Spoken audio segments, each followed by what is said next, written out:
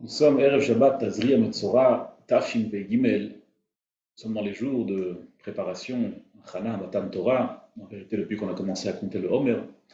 Et ça, c'est le travail des jours qu'on est en train de traverser.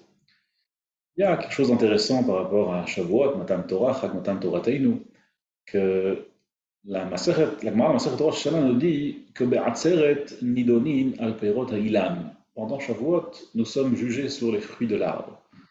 Alors, ça soulève plusieurs questions. Premièrement, a priori, c'est tout Bishvat. Là-bas, c'est la Rosh Hashanah Leilanot. D'une autre part, on sait que Chag Shavuot, c'est vrai que c'est Chag Abikurim, donc c'est le moment où c'est logique d'être Nidon al Perot Ha'ilam. Mais d'un autre côté, comment est-ce qu'on a mis ensemble ces deux choses qui sont a priori tellement opposées l'une à l'autre? D'un côté, on a le Limud Torah, quelque chose de tellement rouhani, spirituel, élevé. D'un autre côté, quelque chose de tellement bas, des fruits, des bikurim, un din sur Perot Ha'ilam. Ma, inyano le matan Torah. Aujourd'hui, B'siyata d'Ishmaï, on est Rosh Chodesh, Yar, tout le monde connaît les Rachei Tevot, Yar, Ani, Hashem, Rofecha, que ce mois il est propice à la guérison, et que Bedrat Hashem, il y a une refoua shleima à tous les malades du clan Israël ce mois-ci. Mais il y a aussi une gimatria qui nous dit la même chose. Yar, c'est la gimatria de Erech, Aleph, Reish, Chaf. Et le Zohar HaKadosh nous dit que Erech, c'est la shon refoua. Comme c'est écrit, Ma'ale Aruka, qui est Ale Aruka là, Chapasuk dans Yirmiya. Ma'ale Aruka, c'est rapporté plusieurs fois dans Chazal. Et ce mois-ci, il est apte à la guérison. D'un autre côté, Chodesh Iyar, c'est le mois où la manne a commencé à descendre. Comme vous savez, la manne a commencé à descendre 30 jours après que le peuple Israël est sorti d'Égypte. Et donc c'était Tetzain Be Iyar, c'est le jour où la manne a commencé à descendre. Et Chazal nous disent, dans la Mechilta, Lo nitna Torah ela leochle aman. La Torah n'a été donnée seulement à ceux qui ont mangé la manne. Et donc Mimaïl nous dit le Bnei Yisosro, puisque le mois de Sivan, c'est le mois où la Torah a été donnée, le mois de Iyar, qui est le mois de Hachana, de préparation à Matan Torah, c'est normal que c'est là où la manne a été donnée, parce que l'onitna Torah, elle a le aman. Et ça, évidemment, il faut comprendre quel rapport ça a, man avec Torah, man, ils ont été zocha Torah, quel rapport avec nous, et quel rapport avec Hachana à la Torah, le fait qu'on puisse manger la manne, qu'on ait pu manger la manne au mois de Iyar. Alors il y a un remez qui relie du moins le Inyan de la Refoua au Inyan de la manne. Nous dit le Bnei Sosro que la plupart des maladies, la plupart des choses négatives qui arrivent dans le corps humain, c'est à cause de ce qu'on mange. Il y a même un dicton en français sur ça, on creuse sa tombe avec ses dents. Bien c'est vrai, c'est comme ça, la plupart des maladies viennent à cause de ce qu'on mange. Et la manne s'appelait Lechem Abirim. Lechem Abirim, ce qui signifie Lechem Shenivla Beivarim. C'était un pain qui était complètement absorbé par les membres du corps. On n'allait même pas aux toilettes. C'était quelque chose qui rentre dans le corps, qui est parfait pour le corps. Et donc, par conséquent, il n'y avait pas de maladie. Par conséquent, c'était une refoua entière. Bémet, le mois de Iyar, à part avoir eu la manne, à part être Mesougal, au Inyan de la refoua, il y avait encore quelque chose. Le mois de Iyar, c'est là où le Be'er Miriam a été donné au Klal Israël. Be'er Miriam, Kayadoua, il est Mesougal au Limud Torah, c'est très connu l'histoire du Harizal qui a emmené son Talmud, Rabbi Chaim Vital, au milieu de Yam Kineret, au milieu de la mer de Galilée. Et là-bas, il a trouvé l'endroit où il y avait Be'er Miriam, et là-bas, il lui a fait boire. Il a dit que grâce à ça, il va boire des niflaot, des pilei Torah. On raconte ça aussi que le Lechem, il a fait ça avec Rav Elioshi. Je ne sais pas à quel point c'est vrai. Choliot. Kol Panim, on voit que le Be'er Miriam, qui lui aussi a été quelque part un cadeau qui donne une capacité au-delà de l'ordinaire pour les Limud Torah, lui aussi, il a été donné au mois de Iyar. Le Kedush HaSleiv, il nous explique, Lo nitna Torah ela leochle aman, comme nous dit le Zohar HaKadosh, que le man, ça venait d'un endroit élevé, lechem min hashamayim. Ainsi, celui qui mange lechem min hashamayim, il a été zoché à Torah, qui elle aussi, il a été donné min hashamayim. Mikol haoleh, de tout ce qu'on vient de voir, on a l'impression que Lo nitna Torah ela leochle aman signifie que HaKadosh Baruch Hu, il a donné un cadeau. Au Klal Israël. Pour que le Klal Israël puisse comprendre la Torah, alors il leur a donné la manne, qui était un pain spirituel, un pain élevé, un pain minashamaim, qui leur a permis de préparer leur corps, qui deviennent complètement spirituels, et grâce à ça, qu'ils pourront être zochés à Matan Torah. C'est très joli, c'est très bien, mais en quoi ça nous touche? Nous, a priori, on n'a plus la manne, et par conséquent, il faut comprendre quel rapport avec nous, quel rapport avec Chodesh Iyar, quel rapport avec Hachana pour la Torah, en quoi nous, on peut se préparer avec quelque chose qu'on n'a pas, avec quelque chose qui en plus c'est un cadeau, c'est pas une préparation, c'est un cadeau d'Akadosh Baruch Hu. Il donne le Be'er, il donne la manne, prépare nos corps pour le rendre plus apte à recevoir la Torah. Ma Kesher, avec nous, personne tellement basse, en tout cas moi. Donc, Shei Reshumot nous disent que Chodesh Iyar, c'est Rachei Tevot Avraham, Yitzhak, Yaakov et Rachel, qui sont, comme disent Chazal, les Daled Raglei HaMerkava, qui sont les 4 piliers de la Merkava, de Merkavet HaKadosh Baruch. Et Bémet, comme disent Chazal, Man Deba El Me'ed Chassida, et Asak de Mille de Avot, il doit étudier les Pirkei Avot, d'ailleurs c'est le minag, c'est tout le Klal Israël, d'étudier Masechet Avot entre Pesach et Shavuot. Certains le font l'après-midi, certains le Shabbat après-midi, certains le font Shabbat matin, certains le font seul à la maison. Alors, le Kol Panim, il y a ce minag d'étudier Masechet Avot, parce que les midot, la meilleure préparation pour la Torah, c'est les midot. Donc nous aussi, on doit comprendre en quoi la manne, qui est venue en tant que hachana, à Matan Torah, elle a un lien quelconque avec Avodat Amidot, avec le travail qu'on doit faire sur nous-mêmes, et avec la hachana, la préparation pour Matan Torah. Il y a un Degel Machane Ephraim qui dit quelque chose qui, à premier abord, est complètement incompréhensible. Le Degel Machane Ephraim, Man, Rachei Tevot, Mesirut Nefesh. Leiplaot, Mesirut Nefesh, Mesirut Nefesh. Mesirut Nefesh signifie quelqu'un qui se sacrifie, un sacrifice. En quoi Man c'est un sacrifice? Man c'est le rêve absolu. On n'a pas besoin de travailler, pas besoin d'avoir un patron sur la tête. Et le jour où il envoie la parnassa à la porte, pile ce qu'on a besoin, ni plus ni moins, le lendemain, encore une fois, comme ça tous les jours, sans avoir à s'inquiéter de quoi que ce soit, peu importe le nombre d'enfants qu'on a. Nous, Eva Mesirut Nefesh, il est où le sacrifice ici? Le Maor Bashemesh écrit sur le Pasuk, Lo Bashamayim hi, velo me'ever layam hi. On lira beaucoup plus tard, Parashat Nitzavim, que la Torah est ni au ciel, ni au-delà de la mer. Nous dit le Maor Bashemesh, au nom de Chazal, Midrash Tanchuma en vérité, que la Torah n'a pas été donnée à celui qui va loin pour sa parnassa. La Torah a été donnée seulement à Ochlei Haman, seulement ceux qui veulent réellement étudier la Torah, pas ceux qui veulent tout le temps investir toute leur énergie dans le business, dans le travail, dans la parnassa. Ça, pour eux, la Torah n'a pas été donnée. Mais en vérité, ce que ça signifie, c'est que on doit un petit peu se détacher du travail. En quoi ça nous touche? Allez, on a tellement de frais, on a tellement de choses à régler, on a tellement de besoins.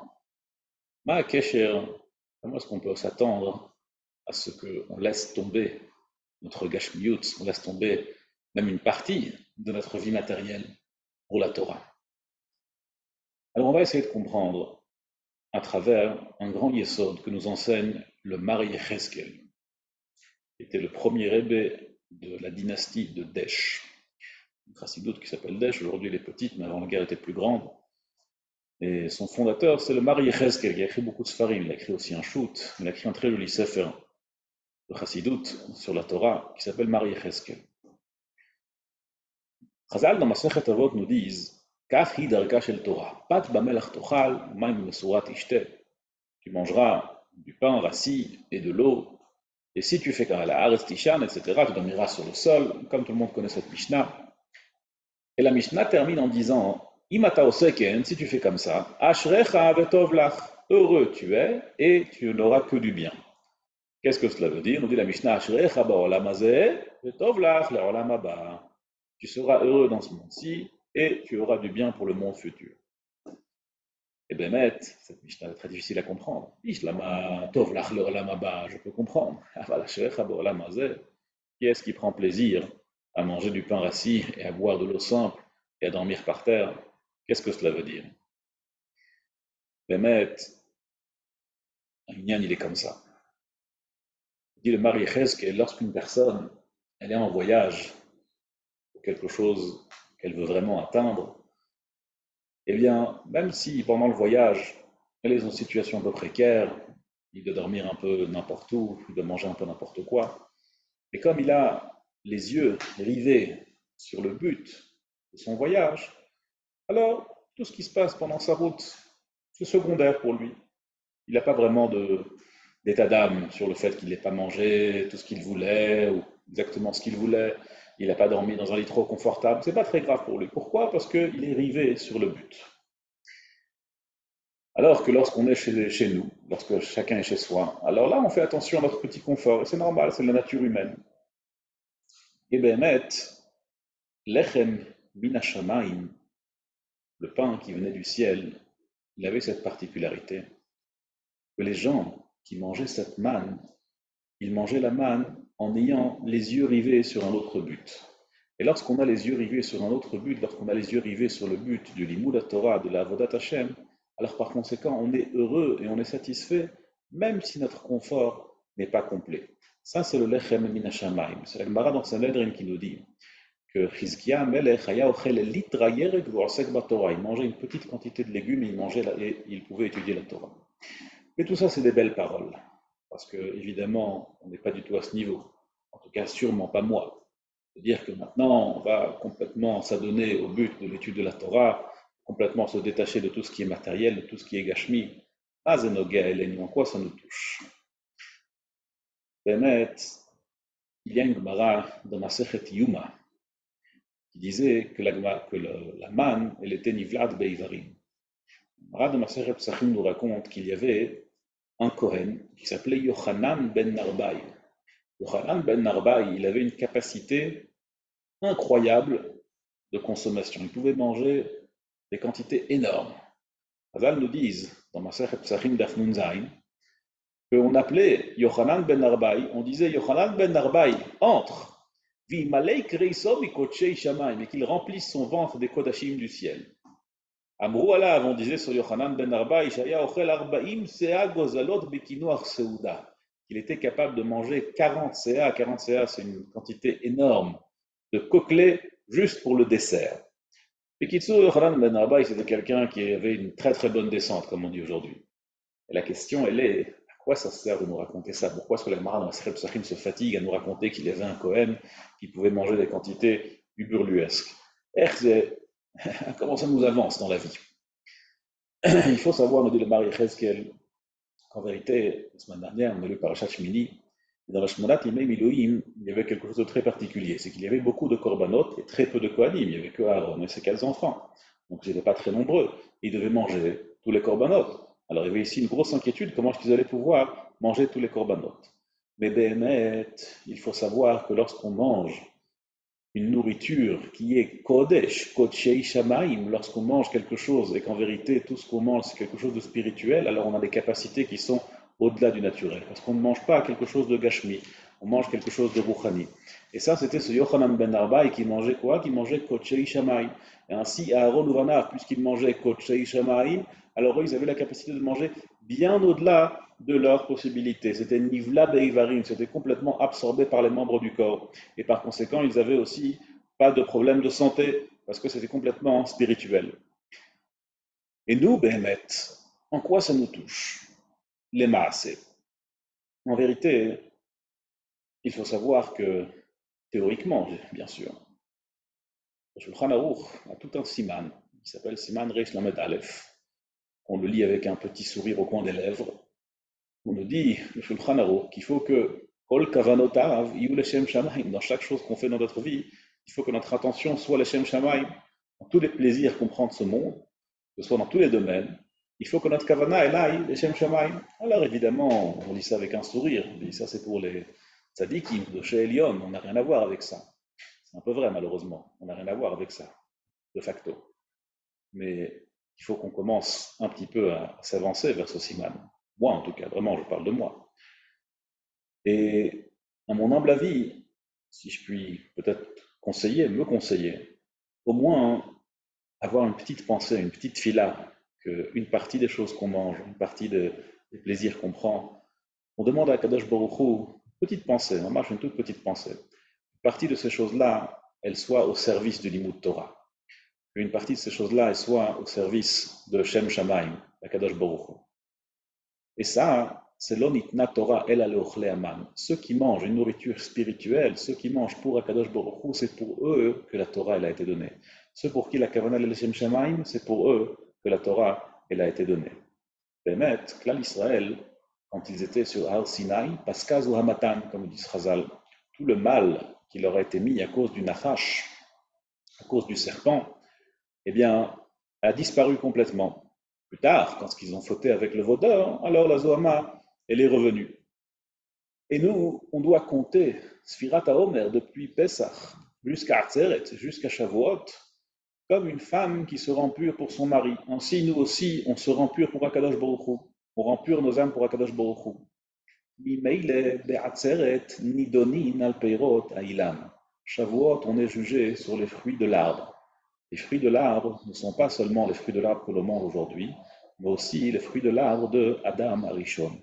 Comme vous le savez, comme nous dit au moins un man de Amar dans son Edrin Daf'aim, que Ilan, Shachal ben Adam Arishon, Chita Haya. C'était la Chita, c'était du blé.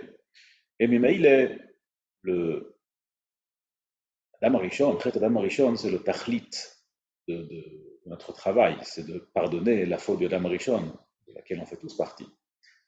Mais lorsqu'on se purifie et qu'on rend notre achila, qu'on rend notre nourriture, notre consommation un peu plus les Shem Shamaim, ça c'est la meilleure manière de pouvoir se purifier et de pouvoir se préparer à Matan Torah. Et ça c'est Atzeret, Shavuot, Nidonim, Al Peirot Ha'ilan.